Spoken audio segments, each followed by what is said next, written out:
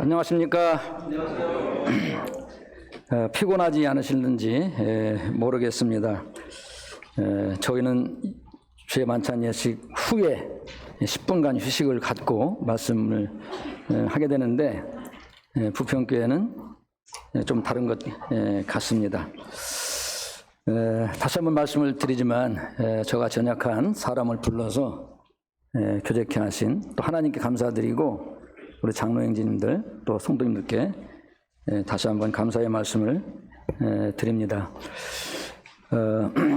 제가 이 시간에도 어떤 본문을 통한 강해 설교를 하는 것이 아니고 어제에 이어서 간증을 하고자 합니다. 주제와 같이 제가 살아온 모든 삶이 돌이켜보면 하나님의 은혜가 아닐 수가 없고요.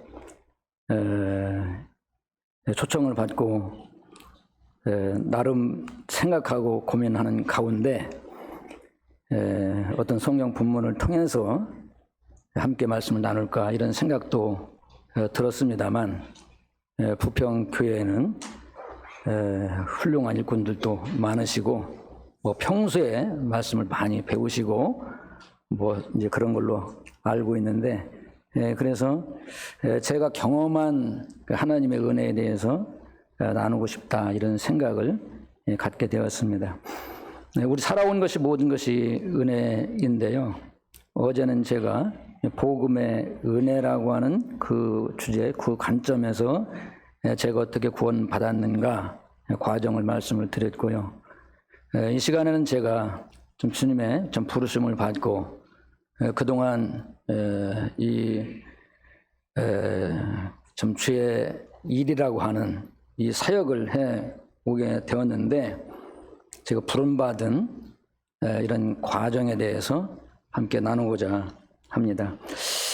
사람은 누구나 고민하는 것이 무엇을 위해 살 것인가 또 어떻게 살 것인가 이런 고민을 하는 것 같습니다. 특별히 청소년기에는 내가 앞으로 나의 일생을 무엇을 위해 살아야 할까 또 어떻게 살아야 할까 이런 고민을 하는 것으로 알고 있습니다. 저 역시 그런 과정을 겪어왔기 때문에요. 그런데 요즘 어찌 보면은 요즘 청소년들을 보면 또 이런 생각을 하면서 살고 있는가 이런 의문이 들 때가 있어요. 요즘 청소년들은 계속 스마트폰, 인터넷 이런 환경에 살다 보니까 인생에 대해서 인생이란 무엇인지 내가 진짜 어디로부터 와서 어디로 가는지 내가 무엇을 위해 살아야 되는지 어떻게 살아야 되는지 이런 부분들을 그렇게 고민하거나 생각하지 않는 것 같아요. 이게 제가 잘못 생각하고 있는지는 모르겠습니다만 어떤 면에서는 이 청소년들도 다 나름대로 뭐냐면 자기 인생에 대해서 고민을 하고 있을 거라는 생각이 들어요. 저도 그 당시에 그런 고민을 어렸을 때부터 해왔었습니다. 그런데 이게 어렵다고 하면 어렵지만 또 생각해보면 어려운 것이 아니에요. 아주 간단합니다. 하나님의 말씀, 곧 이 진리의 말씀을 통해서 우리에게 명확한 해답을 주시고 있기 때문에 그렇습니다. 우리는 주를 위해 살아야 돼요. 우리 삶의 목표가 거기가 있습니다. 또 어떻게 살아야 되느냐? 삶의 방법은 여러 가지가 있지만 주를 위해서 하나님의 교회를 위해서 복음을 위해서 살아야 하는 것이지요. 성경에 보게 되면은 주님이 이런 부분에 있어서 명령하신 구절들이 있는데 우리가 잘 아는 바와 같이 마태복음 28장 18절 이후에 보게 되면 하나님께서는 하늘과 땅의 모든 권세를 우리 주님께 주셨죠. 그 주님이 그런 권세를 가지시고 제자들에게 부탁, 명령을 하십니다. 그러므로 너희는 가서 모든 민족에게 좀 민족을 제자로 삼고 그리고 내가 너에게 분부한 그 아버지와 아들과 성령의 이름으로 침례를 주고 내가 너에게 분부한 모든 것을 가르쳐 지키게 하라. 이런 말씀이 있잖아요. 또 사도행전 1장 8절에도 오직 성령이 너에게 임하시면 너희가 권능을 받고 예루살렘과 유대와 사마리아 땅끝까지 이르러 내 증인이 되리라. 아주 분명하고 명확하게 확실하게 말씀을 해 주셨어요. 그래서 이 성경에 보게 되면은 이런 그 하나님의 부르심, 예수님의 부르심에 대해서 서슴없이 즉각적으로 순종한 사람들이 나옵니다. 마태복음 4장에 보게 되면 베드로와 안드레가 그물을 깁고 있을 때에 예수님이 다가오셔서 나를 따라오너라. 내가 너희로 사람 낚는 어부가 되게 하리라. 이렇게 말씀 한마디 했을 때 이 베드로는 배와 그물을 버려두고, 그리고 이어서 뭐냐면 세베대의 아들들도 동시에 뭐냐면 자기 하던 일들을 멈추고 그리고 버려두고 예수님을 따른, 또 세관에 앉았던 마태도 주님이 부르실 때 나를 따르라. 단순히 이 한마디에 그냥 모든 것을 버려두고 벌떡 일어나서 따른 이런 그 광경들을 보는데, 정말 그 인생을 이제 산다고 한다면 이 두 번 사는 인생도 아니고, 그렇기 때문에 분명하고 확실한 인생을 살아야 하는데 무엇을 위해 살아야 되는가? 무엇을 위해 살아야 내 인생을 마치는 그 순간에 나는 내 인생을 후회 없이 살았다, 이렇게 말할 수가 있느냐라고 하는 것이, 그렇다고 한다면 뭐 다른 것이 아니죠. 주님을 위해 살아야 되는 것입니다. 주와 복음을 위해 살아야 돼요. 주의 몸된 교회를 위해서 사는 것입니다. 그런데 이건 알겠는데 뭐냐면 저는 자신이 없었어요. 어렸을 때 이제 왜 자신이 없었느냐? 우리의 삶이라고 하는 것은 먹고 사는 문제는 현실입니다. 그런데 제가 어렸을 때부터 지켜봤지만 장로교회에서 사역을 하시다가 복음을 깨닫고 복음을 전하다가 장로 교리와 맞지 않다고 쫓겨난 권호영제님의 그 삶을 보면은 참 가련하기 짝이 없습니다.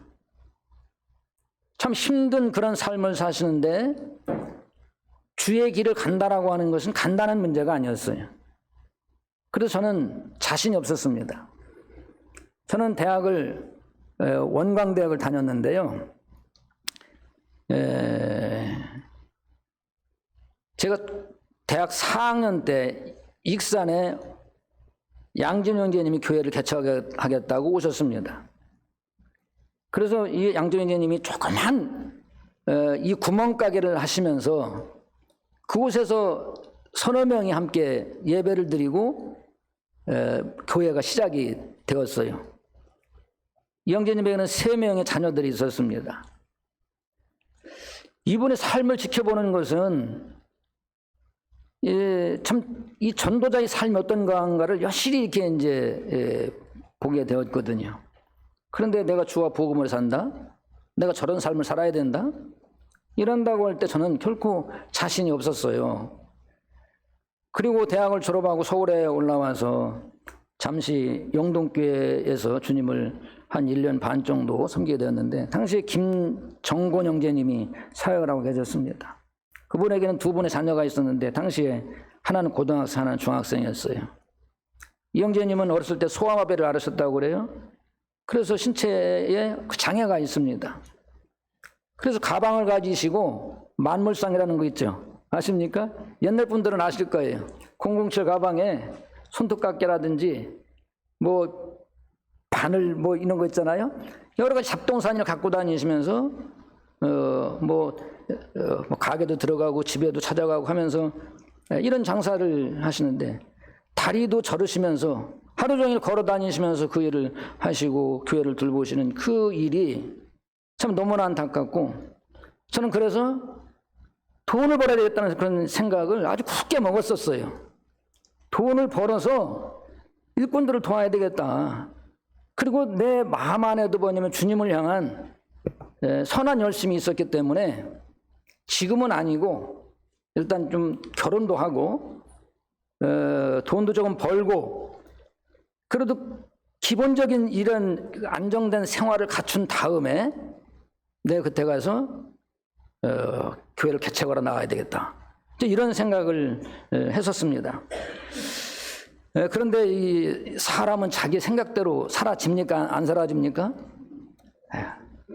자기 생각대로 자기 계획대로 살았다고 한다면 제가 지금 용산 그 대통령실에 앉아 있고 지금 저 유럽을 순방하고 있었을 것입니다.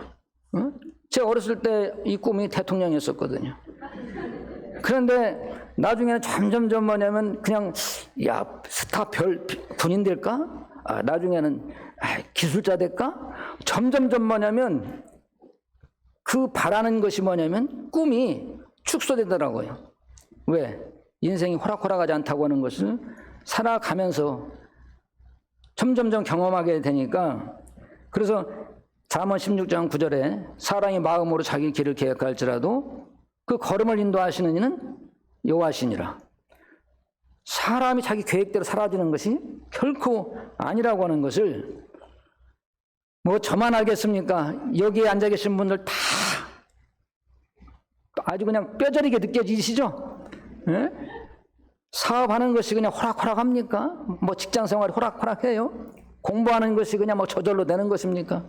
뭐 지나가는데 내가 원하는 대학 막 들어가져요? 그렇잖아요. 대학도 제가 원광대로 간 이유가 있어요. 예? 예비고사를 봤는데 뭐냐면 영어 점수를 보냐면 빵점을 맞았어요.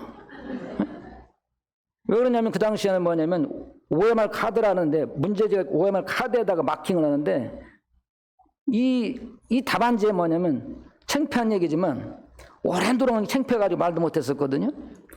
답안지에 이름을 안 쓰고 낸 거예요. 그래가지고 서울로 오는 것을 실패를 했어요. 서울로 오지 못해서. 그러니까 저는 대학을 서울 아니면 익산 두 군데 했거든요. 왜냐면 서울에 작은 누나가 살고 익산에 큰 누나가 살기 때문에. 옛날에는 뭐 집안에서 이 뭐 등록금 대주고 학교 보내야 그런 형편이 안 됐어요. 저도 대학 갈 꿈도 못 꿨었던 그런 환경이었었는데 누나들 좀 비비고 그렇게 해서라도 대학을 가야 되겠다 했는데 그런 입시 예비고사를 잘못 봐가지고 어쩔 수 없이 제가 원광대학을 가게 되었는데 이게 마음대로 되지 않는 거예요. 응? 대학을 졸업을 했습니다. 참 나름대로 대학은 뭐냐면 공부를 잘했어요. 거의 장학금을 받고 다녔습니다. 그래서 비록 대학을 지방대학을 갔지만 내가 서울대 학생들하고 견주어서 실력에는 지지 말아야 되겠다. 이런 생각을 가지고 공부를 했어요. 그런데 막상 대학을 졸업하고 취업을 하려고 하니까 취업에 이 문턱에서 뭐냐면 여러 번 좌절을 했어요. 그건 말 그대로 뭐냐면 지방대 출신이라고 하는 핸디캡이 있습니다. 더군다나 뭐냐면 그 당시 제가 체중이 53kg였어요. 지금 현재 67kg인데 53kg면은 어떻게 보이겠습니까? 제가 왜 그렇게 말랐었느냐면 전역을 하고 전역을 이제 9월 달에 전역을 했는데 2학년 마치고 이제 입대를 했다가 9월 말경에 전역을 했습니다. 복학하려면 몇 달 남아 있죠. 그래서 시골에서 농사일을 거들고 있었는데 농사일을 거들다가 떡을 먹고 체했는데 그 체한 것이 계속 반복적으로 체하는 겁니다. 소화가 안 되는 거예요. 그 무식하게 뭐냐면 병원 난다니고 옛날에는 노루무산이라는 게 있어요. 아십니까? 노루무산 아니면 소다. 그걸 먹고 버티다가 뭐냐면 복학을 했을 때는 뭐냐면 완전히 환자가 됐어요. 지금 같으면 병원에 입원해서 병부터 고쳐야 되는데 그 당시에는 지금 돌이켜보면 왜 이렇게 밀어냈는지 알 수가 없어요. 밥을 못 먹으면서 복학을 해가지고 졸업을 했습니다. 그런데 그 몰골은 뭐냐면 53kg, 허리는 28, 바지를 입으면 엉덩이에 바람 부는 것처럼 펄럭펄럭거리고 바른 자세로 눕지를 못했어요. 왜냐하면 이 배꼽이 등 뼈에 붙기 때문에 뭐냐면 바른 자세로 누우면은 불편해. 가죽이 막 당겨가지고. 그래서 옆으로 자고 그랬는데 이게 서류 전형 합격하고 시험을 보고 이 과정을 통과를 해도 면접에서 떨어지는 거예요.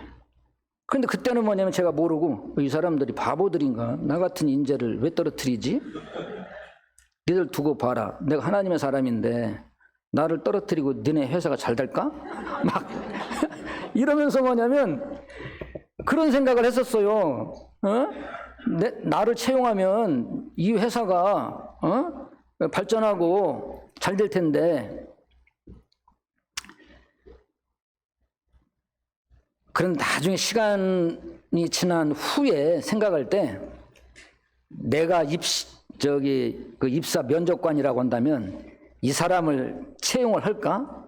이거 뭐 들어봤자 뭐 한두 달 새에 또 그냥 막 죽었다고 하면은 또 이게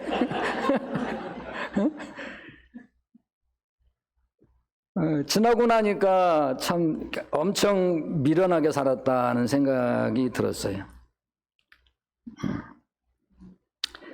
그래서 제가 취업 재수를 했는데도 불구하고 재수 후에도 그렇게 실패를 했어요. 그래서 서울에서 한 2년 가까이 지냈는데 너무너무 힘들었습니다. 누나 집에서 얹혀 살고는 있었지만 당시에 누나도 변변치 않는 그런 생활이었기 때문에 청말번에 위장병은 깊어가고 그래서 후에 뭐냐면 중소기업에 좀 들어가기도 했었습니다만 또 자존심이 허락지를 않더라고요. 내가 이런 회사를 다녀야 하는가 이런 것.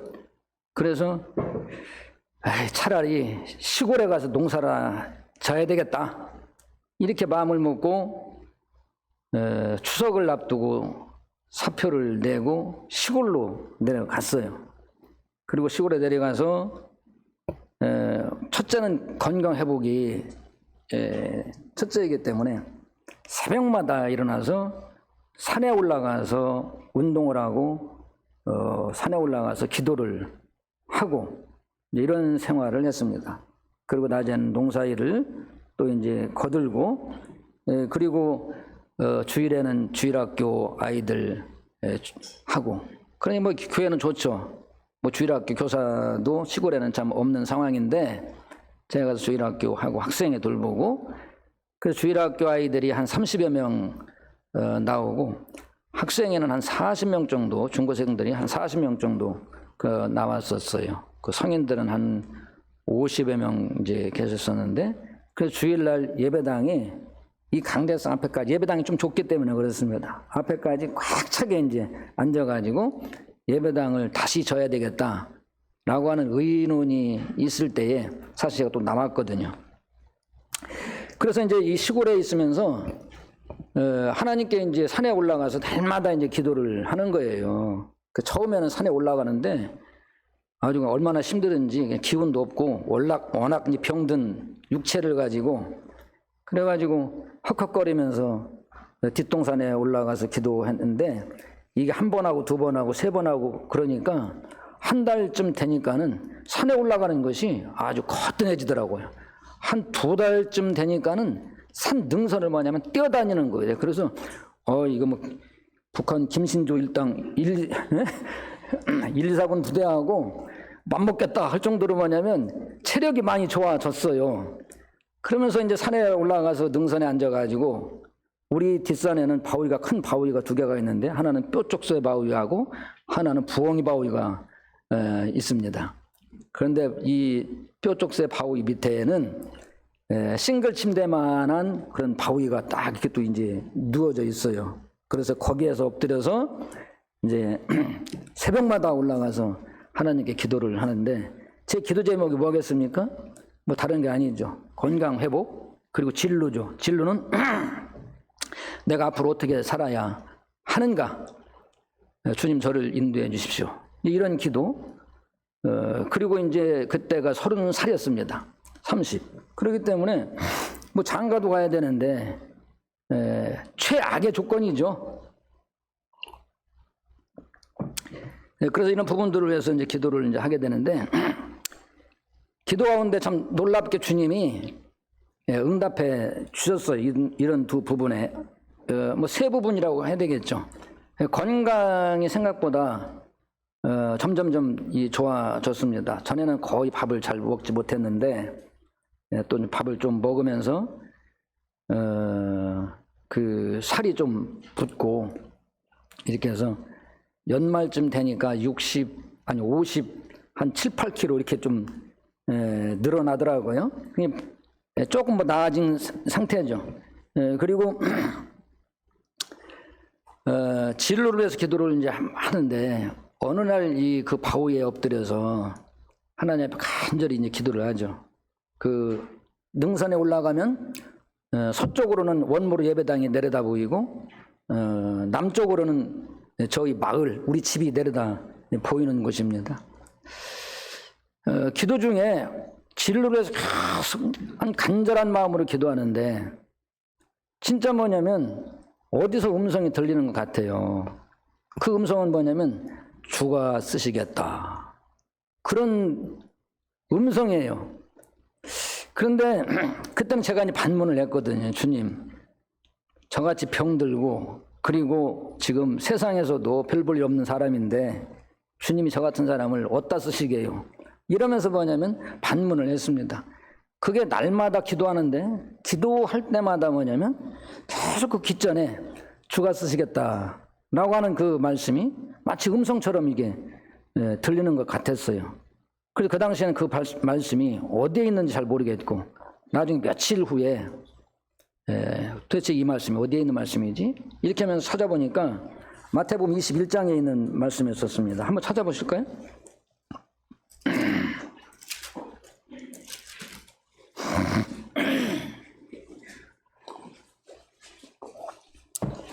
마태복음 21장. 그들이 예루살렘 가까이에 가서 감람산 벳박에 이르렀을 때에 예수께서 두 제자를 보내시며 이르시되 너희는 맞은편 마을로 가라. 그리하면 곧 매인 나귀와 나귀 새끼를 함께 있는 것을 보리니 풀어 내게로 끌고 오라. 만일 누가 무슨 말을 하거든 주가 쓰시겠다 하라. 그리하면 즉시 보내리라 하시니. 그래서 나중에는 주님이 쓰신다고요? 그러면 주님이 쓰신다면 어떻게 쓰실까? 이제 이런 생각을 하게 됐죠. 진짜 주와 복음을 해서 사는 것은 이게 인생의 목표고 또 그렇게 살 만한 가치가 있는 것인데 과연 내가 어떻게 그런 주님의 쓰임받는 삶을 살지? 이렇게 또 그런 부분에 고민을 하게 되었었어요. 내가 그래서 시골에 계속 머물러 있는 것이 주님을 위해 사는 것인지 또 아니면 서울로 올라가는 것인지 아니면 또 다른 어떤 지역으로 나가야만 하는 것인지 이제 그럴 때에 원모로 교회에서 사역을 하고 계시던 김종경 형제님이 당시에 이제 내동에서 사역을 하고 계시던 강선 형제님이 그 성도 집회를 오셨었는데 집회 끝나고 둘이 뭐라고 말하고 얘기를 하시더니 저한테 그러는 거예요. 박영재는 대전으로 가면 어떻겠냐라고 그러는 것입니다. 그래서 이제 대전으로 왜 가야 되느냐? 당신 대전에 교회가 한 군데가 있었는데 대전에는 큰 도시이고 그리고 더 많은 지역교회들이 생겨야 있어야만 하는데 박영재가 대전으로 와서 앞으로 유성 지역의 교회를 개척하면 어떻겠느냐 이렇게 이제 얘기를 하시는 거예요. 그러면서 그러려면 먹고 살 대책으로 강소연님이 그때 제과점을 아주 크게 했었습니다. 제과점에서 와서 일단 일을 하고 제과점 경영을 배워서 제과점을 차리면 어떻겠느냐 이렇게 해서 뭐 그것도 좋은 생각이다 싶어가지고 그렇게 해서 대전으로 나오게 되었습니다. 그래서 그 당시에 이제 그 7월달에 이제 다음에 7월달에 나오게 되었는데요. 그때는 이제 나오기 전에 우리 김원옥 자매가 7월 16일인가 그때 이제 약혼식을 하고 바로 그 다음 주에 대전으로 혼자 나오게 되었습니다. 그리고 10월 1일 날 이제 결혼을 하게 되었는데 결혼 간증은 다음 시간에 좀 말씀을 드리도록 하겠습니다. 그래서 예배당 바로 뒷골목에 10개월 70만 원짜리 방 한 칸을 사글세를 얻어가지고 그곳에서 살면서 제과점에서 일을 하게 되는데요. 제과점 일을 한 5, 6개월 딱 하고 나니까 뭐냐면 이건 아니다. 이런 판단이 있었어요. 왜냐하면 제과점 일은 일이 너무 많습니다. 새벽 4시에 일어나가지고 밤 12시까지 일하는 것이 제과점 일이에요. 무슨 이렇게 일을 하면서 어디 뭐 전도를 하고 교회를 개척한다고? 이 직업은 전도자로서 가질 수 있는 직업이 아니다. 이건 돈이 많으면 가능해요. 강선영 형제님은 사람들을 두고 다 직원들이 관리를 했기 때문에 가능하셨지만 나는 자본이 없는데 이건 어렵다 해가지고 그걸 접어버렸습니다. 그리고 진로를 위해서 고민하면서 한 1년 동안 건축 현장에 가가지고 설비를 한번 노가다라고 그런 표현을 쓰죠. 현장 일을 했었고요. 그러다가 함께 주님을 섬기던 어느 형제님이 표구사를 하면 어떠겠냐. 그래서 표구사는 특히 뭐냐면 이게 하나님 말씀을 액자로 만들어서 이걸 보급을 하면 생계대책도 될 것 같다. 그래서 좋은 일이라고 생각해가지고 표구사를 개업을 하기로 했어요. 그래서 어디서 개업을 할까? 장소를 물색하는 중에 그것도 이제 그 대전에도 표구사 거리가 있거든요. 그쪽으로 이제 가게를 보러 나갔다가 가는 중에 생각을 바꿨어요. 새로 개발되는 지역으로 한번 가보자 했다가 새로 개발되는 곳에 가가지고 얼떨결에 이제 가게를 계약을 했습니다. 그런데 이것이 뭐냐면 당시 대전교회로부터 버스로 시내버스로 1시간 반을 가야만 하는 거리였어요. 교통이 매우 불편한 그런 지역이었습니다. 그래서 갔다 와서 강선생님한테 제가 표구사를 하려고 중리동에 가게를 계약하고 왔습니다. 하고 왔습니다. 3월 1일 날 이사를 할 거예요. 그러니까 강선생님이 그래? 그러면 그 지역에서 우리 가정집회하면 좋겠다 야. 이렇게 얘기를 하셨습니다. 그러면 그 지역에 한 5가정 정도가 살고 있었는데 교회 생활을 잘 못하고 있었어요. 예? 그래서 제가 이제 이사를 이제 90년도 3월 1일 날 이사를 하고 강선영제님이 가정집회를 시작을 했습니다. 이제 거기서 살고 있는 어떤 그 자매님이 좀 넓은 아파트가 있어서 그 집에서 매주 화요일 날 가정집회를 하고 강선영제님이 화요일마다 오셔서 말씀을 가르치고 교제를 해 주셨어요. 그러다가 한 2달 정도 지나서 6월달 돼가지고는 강선영제님이 내가 가정집회 이제 나가기가 좀 어려우니까 박영재가 알아서 맡아주면 좋겠다. 이렇게 해가지고 얼떨결에 제가 6월달부터 가정집회를 인도하기 시작을 했습니다. 그래서 이 가정집회에서 어떻게 인도해야 할지를 잘 몰랐죠. 뭐 주일학교는 해봤고, 그리고 뭐 학생들은 좀 가르쳐봤지만 성인들을 대상으로 해서 그때 나이가 제가 33살이었었는데 어떻게 해야 될지 모르겠다고 그래서 성경 공부를 해야 되겠다 책을 가지고 그래서 그리스도께서 사랑하신 교회 그리고 이어서 그 황금의 집 성막 신약과 구약에 대한 내용을 가지고 연말까지 공부를 하게 되었습니다. 그런데 이제 연말 되니까 갑작스럽게 뭐냐면 교회에서 따로 이 중류동에 있는 식구들을 분가시켜줘야 되는 것이 아니냐 이런 여론이 형성이 되는데 강선호 형제님은 아무 대답을 안 하시더라고요. 그러다가 다음 해가 돼가지고 2월 마지막 주죠. 2월 마지막 주 됐는데 갑작스럽게 강선호 형제님이 박영재 내가 중리동 식구들 천거를 해줄 테니까 다음 주부터 따로 모이면 어떻겠어? 이러시는 겁니다. 놀랍죠? 네? 아니 오늘 교회 나왔는데 니네들 뭐냐면 다음 주부터 따로 모일 수 있느냐는 것이에요. 그래서 일단은 우리 중리동 가정집회하는 분들의 그 의견도 한번 물어봐야 되겠습니다. 이렇게 이제 해가지고 의논을 한 후에 우리 그러면 천거를 해주면 따로 모이도록 하자 해서 다음 주에 가서 말씀을 드렸더니 그러면 다음 주에 그 10월 아니 3월 첫 주에 이제 갔는데 그러시더라고요. 그럼 누구 나갈는지 다음 주에 그 천거를 해주겠다. 이렇게 해서 3월 10일 날 천거를 받아서 그때 13명, 14명인가 이렇게 그 따로 이렇게 대전 대덕교회라고 하는 이름으로 모이게 되었습니다. 뭐 당시에는 뭐 교회에서 재정적으로 뭐 지원해 주는 것도 거의 없고요. 가정 집회하는 분들이 우리가 헌금을 해서 예배당을 얻어야 되는데 어떻게 얻으면 좋을까? 그런데 다 뭐 그냥 저같이 젊은 사람들이고 어떤 뭐 생활 기반이 안정된 사람들이 아니기 때문에 우리가 연말까지 할 수 있는 헌금을 그러면 종이에다가 약정 헌금을 한번 해보자.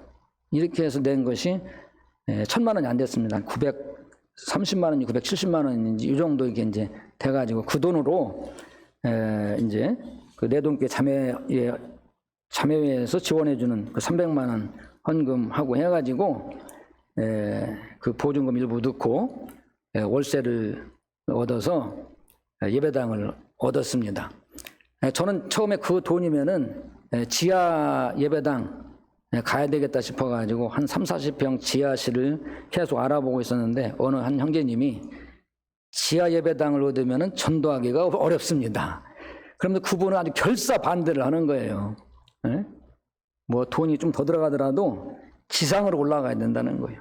그래서 그분의 의견대로 지상 3층 신축 건물에 한 50여 평 되는데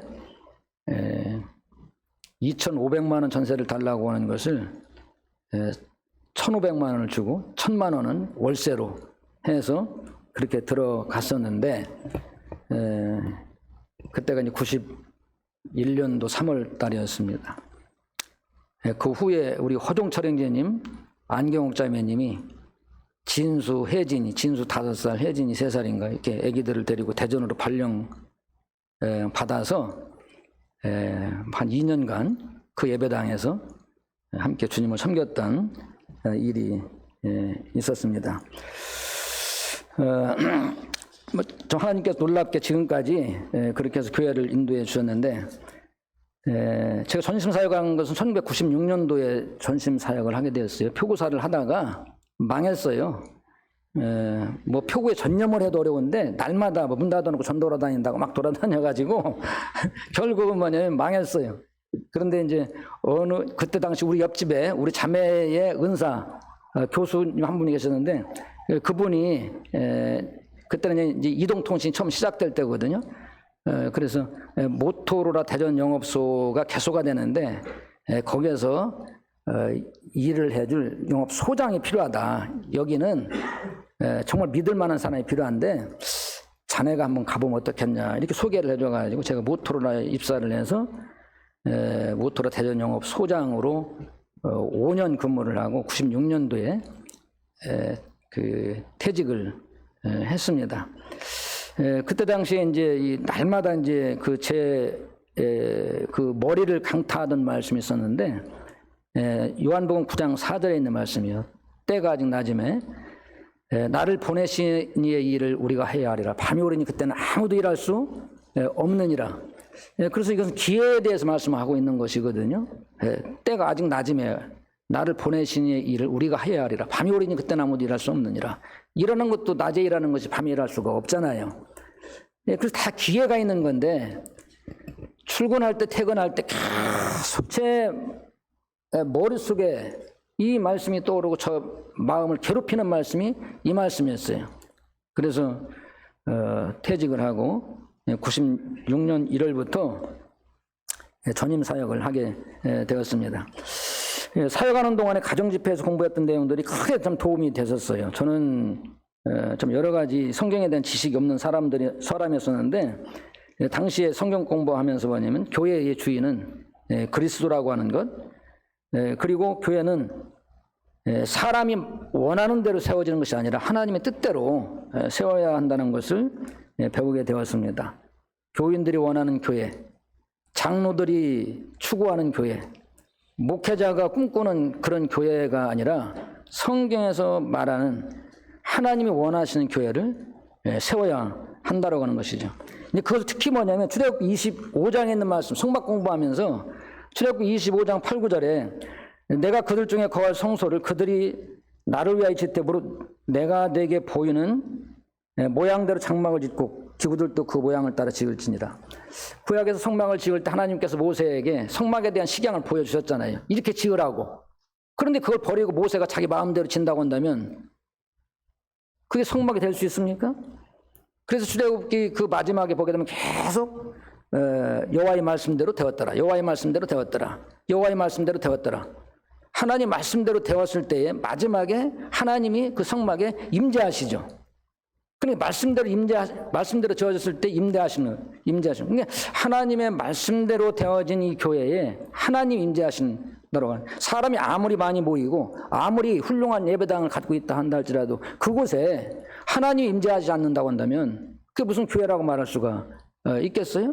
그래서 이게 참 하나님 말씀대로 교회를 세워야 된다라고 하는 것, 이런 것을 그때 당시에 많이 배우게 됐고요. 그래서 대덕교회 사명을 그때 이제 생각을 했습니다. 우리 대전 대덕교회 사명은 신약교회의 원리를 따르는 성경적인 교회를 세우는 것이다. 이렇게 이제 하고 뭐 여러 가지 이제 교회의 목표나 실천 사항이나 이런 부분들을 이제 정리를 해서 일꾼들과 공유를 하고 그랬죠. 지금은 이제 장로들이 세워지고 이제 제가 올 12월 31일부로 은퇴를 합니다. 이제 그렇게 이제 결정이 되어져 있어요. 처음 교회를 개척했을 때는 교회를 인도하는데 참 어려움이 좀 많았어요. 왜냐하면 이론적으로는 알지만 이것을 적용하는 데 있어서는 뭐냐면 미숙한 점이 많이 있었습니다. 그래서 제가 사역 초기에 미숙해서 어려움을 당했던 것, 그런 경험들을 가지고 장로들을 세워 나가기 시작했죠. 그래서 은사들을 검증할 필요가 있잖아요. 그래서 형제들에게 계속 간증할 수 있는 기회, 그리고 설교할 수 있는 기회들을 형제들에게 막 다 줬습니다. 모든 형제들이 수요일 날은 뭐냐면 간증을 강단에 서보도록. 그래서 그걸 몇 년을 하니까 나는 간증하는 것도 너무 힘들다 해가지고 형제들이 떨어져 나가게 되고, 나중에 뭐냐면 남는 형제들한테는 성경을 주제별로 책별로 공부를 해서 설교를 하라고 그렇게 했더니 그것도 처음에 하다가 나중에는 한 명, 두 명 힘들다고 못하겠다고 떨어져 나가고, 이렇게 해서 결국은 뭐냐면 4명의 형제들이 끝까지 살아남았어요. 그래서 그 형제들을 2016년도에 그 장로들의 어떤 필요성을 그 교회에 공지하고 장로의 자격, 장로의 자질, 장로의 필요성, 장로의 역할, 이런 부분들을 연속 시리즈로 교회 안에서 설교를 하고 그 4명의 장로를 인턴으로 세웠습니다. 그리고 2년 동안 성도들이 검증해 줄 것을 부탁을 했죠. 그리고 2년 후에 성도들의 의견을 듣고 이의사항이 있는지, 디모데전서 3장의 말씀을 근거로 해서 어떤 결격 사유가 있는지 묻고, 특별한 이유가 없다고 그래서 그들을 장로로 세웠고, 세울 쯤에 최근민 형제가 네팔에서 선교지를 정리하고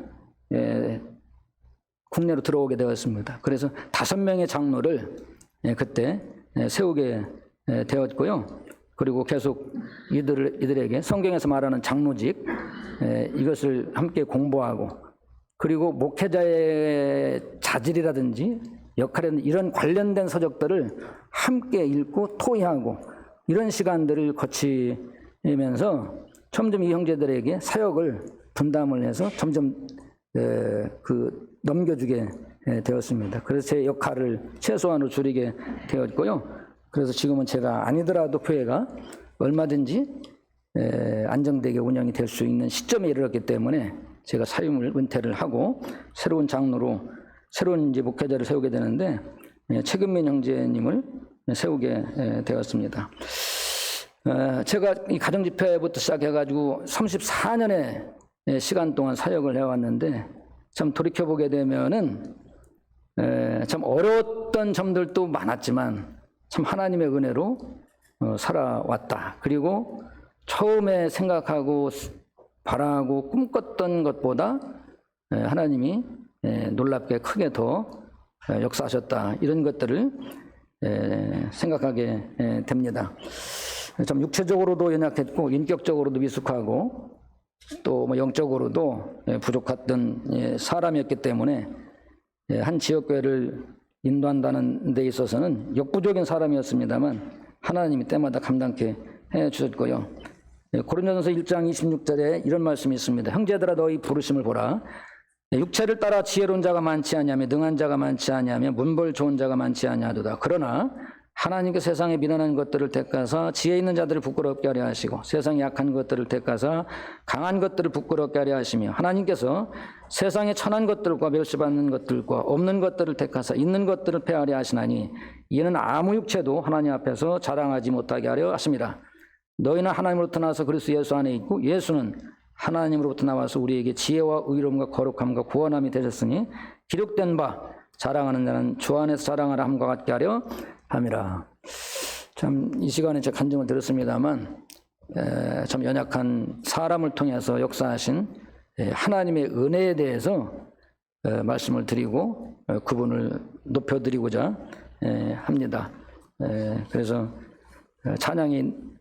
어떤 찬양이 있는데 나를 지으시니가 하나님, 나를 부르시니가 하나님, 나를 보내시니도 하나님, 나된 것이 다 하나님의 은혜라, 이런 찬송이 있는데 그 찬송이 정말 지금에 이르러서 저의 고백이 되는 것 같습니다.